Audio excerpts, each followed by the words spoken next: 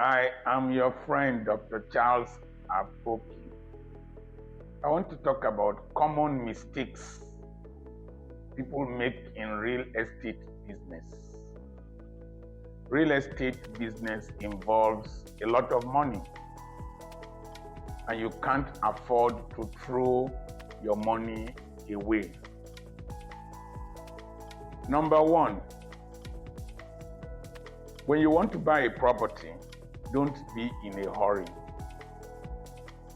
Follow due diligence. Number one, follow the history, trace the history of that property. Who is the historical owner? It can be an ancestral land. It can be a land that was purchased from somebody. Follow the documentation. If it is an ancestral land, check whether the person that wants to sell to you has a right to sell. If it is an ancestral land, try as much as possible to look for the head of the family. Look for the custodians of that land. They are the ones who have a legitimate right to sell. Number two, don't be in a hurry to buy a property from a young person. He might not be the legitimate owner. A lady called me from overseas that the property of her husband is being held hostage, in quotes, by one of my mentors. And I went to meet my mentor to make inquiries. And he asked me a simple question. You are an honorable man. I said yes. And he said that I should have asked that woman if she was the first wife or if the property was willed to her. I found out that she was not the first wife. I found out that she didn't give birth to the first child or the first son. So she had no right to that property. I was ashamed of myself. So, does this person have a right to sell the property? You can't sell what you don't own. The next thing is in the history of the land. Where are the documents if it is a land that is about to be resold? Trace the documents to the land registry. If it is not registered in the land registry, make inquiries in that community or those who share boundaries with that land. If possible, look for the enemies of the seller of that land and make inquiries. You might find out that they might tell you that man, what he did to me, I might not forgive him, but he owns the land. Make inquiries. That somebody has been a tenant or a farmer on that land over the years does not confer the right of ownership on that person. And let me quickly say this. If you have a property that somebody is occupying, ensure that that person pays you a token and keep the receipt. Because if somebody occupies your property for more than a certain number of years, I think 20 years, there is a law called the law of peaceful slumber.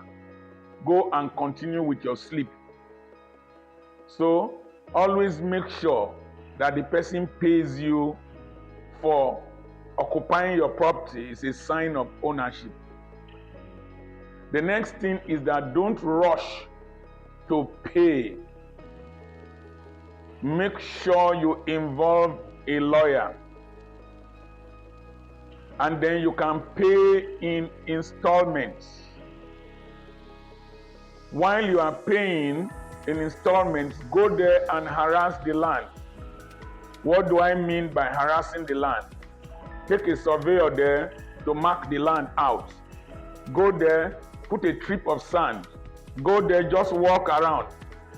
Somebody is most likely going to come to harass you if the person selling is not the rightful owner.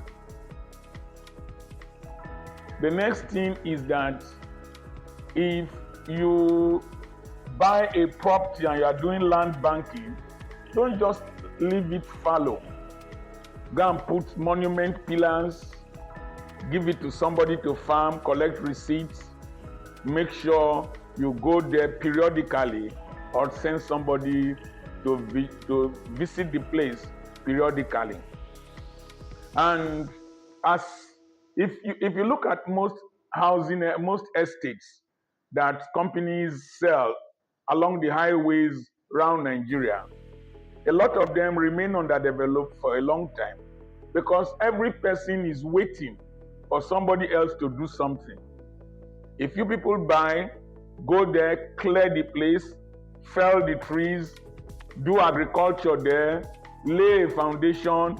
As people see activity, that is how the prices will go up. You will be sitting and calling the person who sent to you, who sold to you.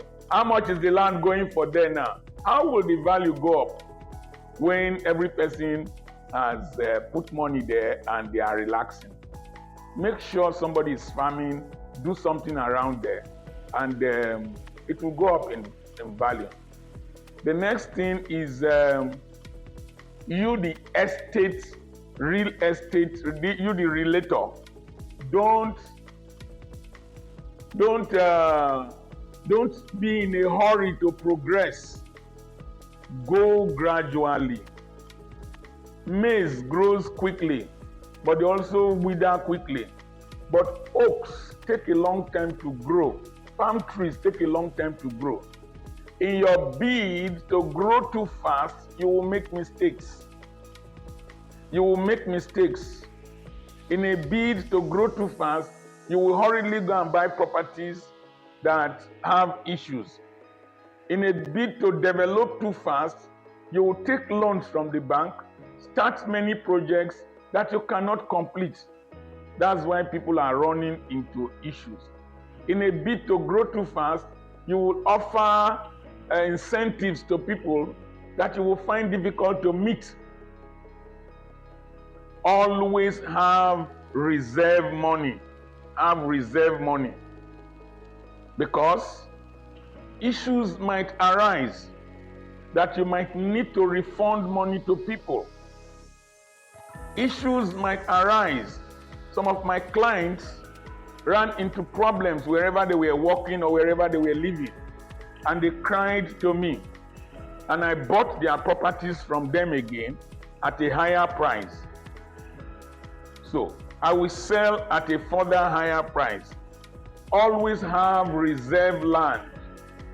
I have reserve land in case somebody bought some properties from me for her children in Canada. I have never met those children before. I have never met the woman before. They knew me through social media, and they sent their mother to come and buy properties from me. And the surveyor marked out a place for the mother. And when the woman had done the surveys and done the legal documentation, the woman came and said that she didn't like that place. But because I want to maintain a good relationship and reputation with our people in the diaspora and with any person I do business with, because in real estate, integrity is important, reputation is important, brand protection is important, corporate culture is important. people will buy you before they buy your land. I have a client who has bought from South Africa. He's a South African. I have somebody who bought from Congo.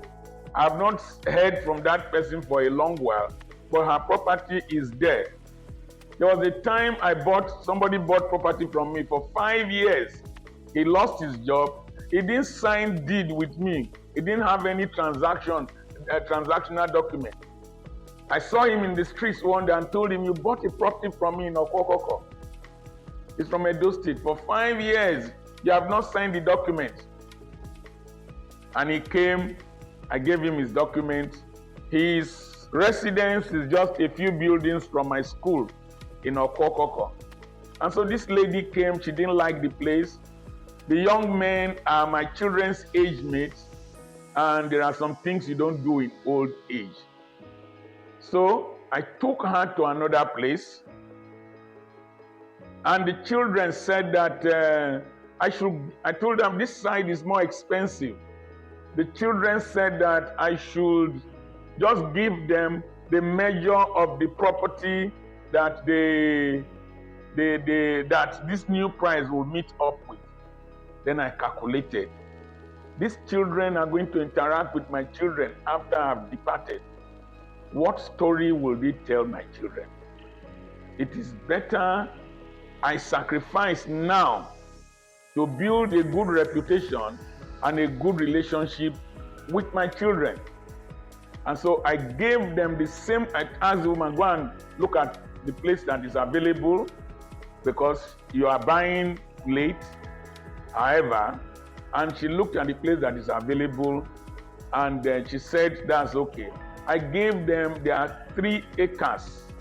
Again, I paid for the survey and paid for the legal documentation and gave to her.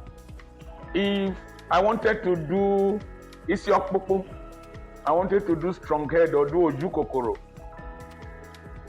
I will tarnish my reputation. Those children will be scared of Nigeria because the mother wanted them to come and invest back home. And their community is close to my community. So always have reserve money, always have reserve property. In my mentorship group, I sold property to somebody, and the mentorship group is to develop people to become entrepreneurs and to replicate the kind of life I have lived, that people can adapt, and live better than myself. We were talking about adultery, and he was trying to promote adultery in my group. I told him to send his account details, and I refunded his money to him. If I can't do business with somebody like that, who has a philosophy contrary to mine, because you see, we will clash in future. Somebody like that can want to, because we mapped out the place, has streets, we want to put the fence beyond his boundaries. That kind of person will break boundaries. And I refunded his money. So have excess land, have financial cash flow. Don't be in a hurry to buy and buy and buy and buy. You will get strangulated financially. You must always have extra money in case. Then have a native.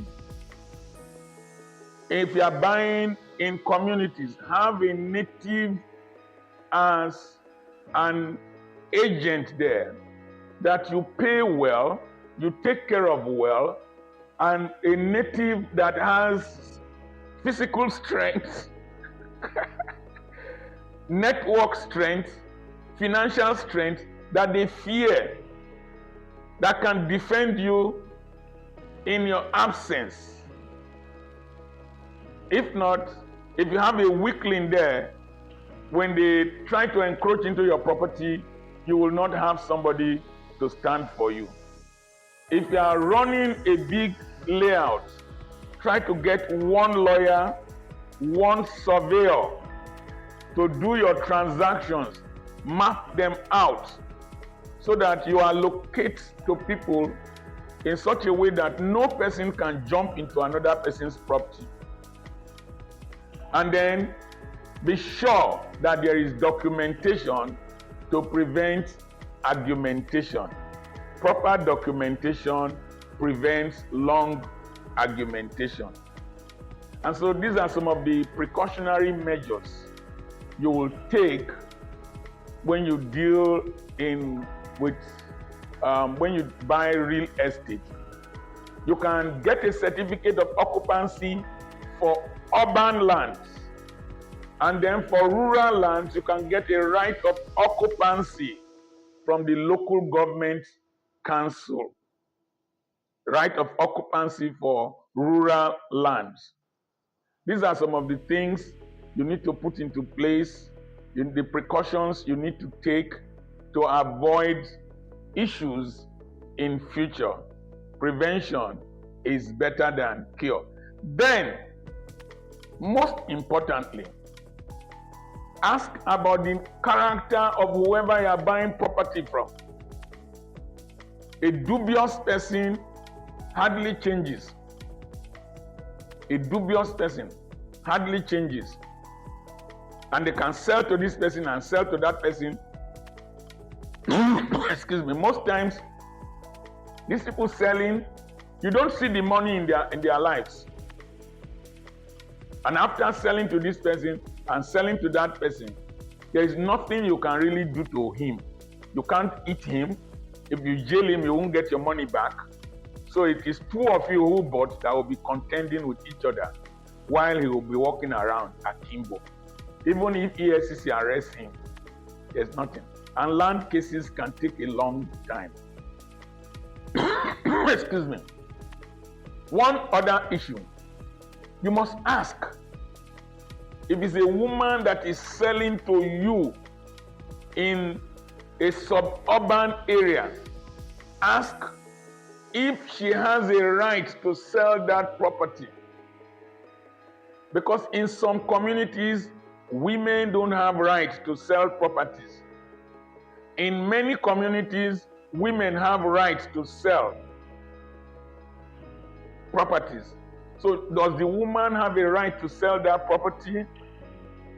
How connected is she to that land?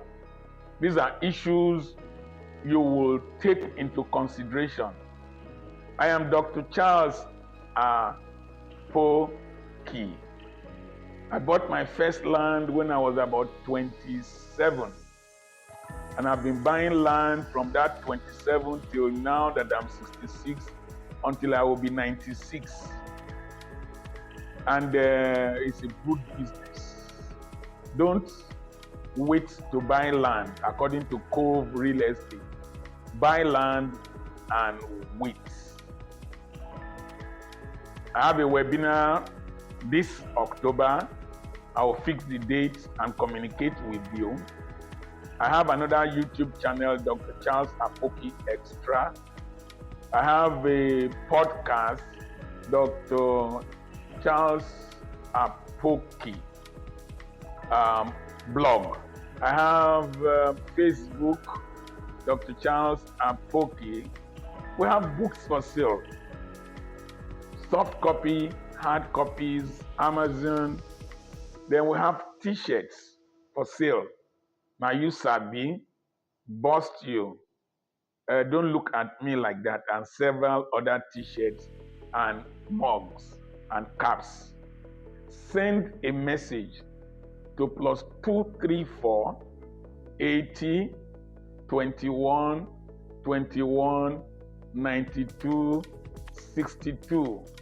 Ubrota onya movie Kowol Wasoso is only a portion of a long statement that you give to a freeborn, then it turns it to a sentence or a statement.